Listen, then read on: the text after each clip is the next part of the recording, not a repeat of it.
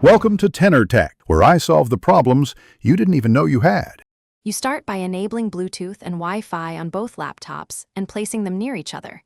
This reduces latency and discovery time. Once done, open Settings and enable Nearby Share. Choose visibility for contacts or everyone depending on who you trust.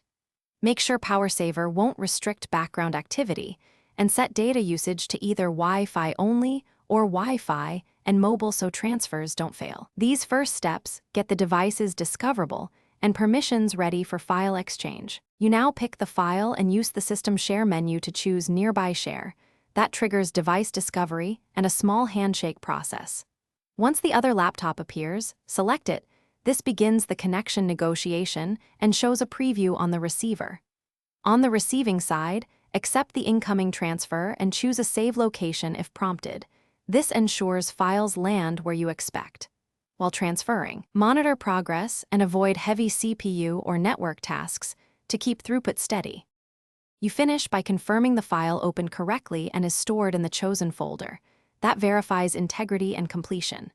If the transfer stalls or fails, first toggle Bluetooth and Wi-Fi, then retry the share. Many transient issues clear this way.